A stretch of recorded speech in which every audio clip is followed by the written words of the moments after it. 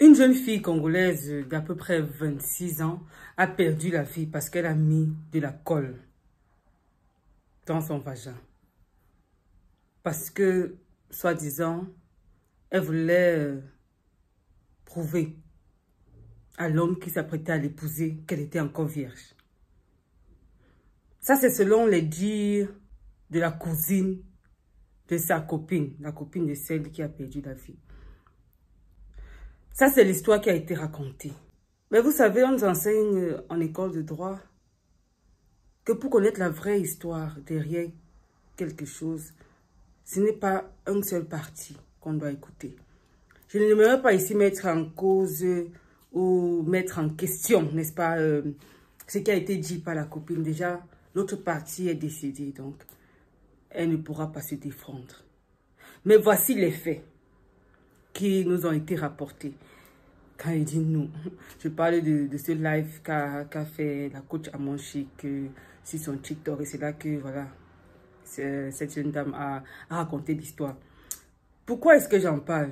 J'en parle parce que précédemment, j'ai fait une vidéo sur la virginité, n'est-ce pas? Sœur, un homme te rencontre lundi, il te dit va t'épouser, il te pose la question si tu es vierge, je ne réponds pas. Qui pose même ce genre de questions au tout premier rendez-vous? Vraiment, il est gonflé en fait. C'est ça, maintenant. Il est vraiment gonflé. Voici ce qui se passe à chaque fois. On ne dit pas de telles choses au début. Qu'ils prennent le temps d'aimer ton caractère, d'apprécier ton intelligence, d'apprécier ta beauté. Et ensuite, tu lui diras comme ça, il comparera s'il peut te perdre à cause de ça. C'est facile. C'est facile. Mais quand tu révèles les choses trop tôt, tu perdras les choses et tu penses que c'est un esprit de célibat alors que tu as une immaturité à répondre à toutes les questions comme si on va te tuer. Ça y est, je reconnais. C'est très grave. Et un tel garçon, tu lui réponds et toi-même tu es chaste. Micro contre micro. Chez moi, on dit les pieux aux pieuses. J'espère qu'il ne va pas se défiler. Parce que s'il se défile... Oh non, mais pourquoi tu me poses cette question? Et toi, pourquoi tu me poses cette question? Je te répondrai après. Parce que... Avance, papa, s'il te plaît. Ma seule valeur n'est pas ma virginité, mais c'est autre chose. Thank you. Et quand vous allez cheminer ensemble, tu pourras lui dire, j'ai connu ceci avant de connaître Jésus. Maintenant, il va comparer. Et puis, quelqu'un a fait le lien en disant, ce que je dis là, c'est ce qui a causé le fait que cette fille-là mette la colle dans son pétou. On va dire pétou est ok.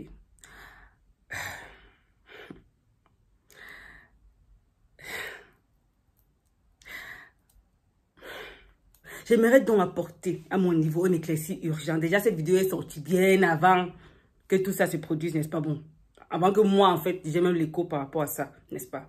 Et maintenant, ce que le pasteur dit dans cette vidéo, en tout cas, c'est le pasteur Marcelo qui parle, il dit clairement qu'au premier rendez-vous, tu ne dois pas, je veux dire, tu viens de rencontrer une sœur.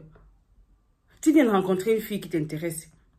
Tu lui poses la question, la première question que tu lui poses, c'est est-ce que tu es vierge? Ben non. C'est déjà que si elle te dit oui, ou si elle te dit non, ça détermine la suite.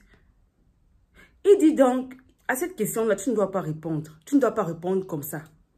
Tu ne dois pas commencer à étaler ta vie. Déjà que c'est la première rencontre, rien ne garantit que votre relation va durer. Rien ne garantit qu'il y a un lendemain. Si tu lui dis, si tu lui donnes trop d'informations sur toi, il pourra colporter les informations partout et dire cette fille est comme ça, cette fille est comme ça. Non.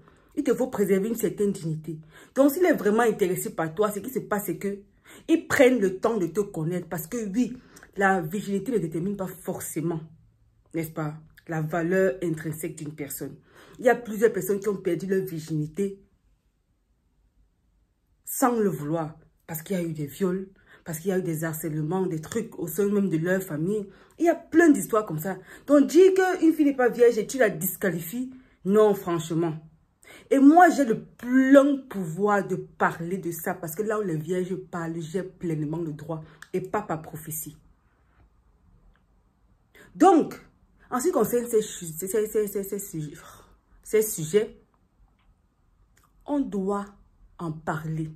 Ce que le pasteur disait, comme je le dis tout à l'heure, c'était tout simplement de dire, laisse-le le temps de te découvrir la personne que tu es. Et après, lorsque tu sens que voilà, ça devient encore un peu plus profond, vous pouvez vous ouvrir mutuellement. Mais pas que la première chose qui vient, est-ce que tu es vierge? Non. Est-ce que tu es vierge? Non, non, non, non, non. Il n'a pas été question ici de dire que vous mentez. Non, non, non, non, pas du tout. Il n'est pas question de dire cela que tu ne dises pas que tu es... Non. Il est question que tu mets la question en pause ou bien ta réponse en pause et vous allez vraiment dans plus profond en fait. Je ne dis pas que ça n'est pas profond, ça l'est. Sinon, je n'aurais pas tenu à garder la mienne. Mais je dis, il y a plusieurs vierges qui sont, entre guillemets, des connasses. Il faudrait qu'on se le dise. Je sais de quoi je parle. Il y a plusieurs personnes qui brandissent ça. Elles n'ont pas d'autre chose à montrer que voilà, j'ai été. Ah, pourtant, nous tous on sait que si tu l'es. Ah, c'est pas la grâce de Dieu. Hein. C'est pas la grâce de Dieu parce que Dieu sait combien il y a de tentations ici dehors. Dieu sait. Pour des visages comme ceux-ci, pour les corps. Ceci étant, le mensonge a des courtes jambes. Et moi, les gens qui mentent pour un tour, là, c'est carrément terrible. Même endroit,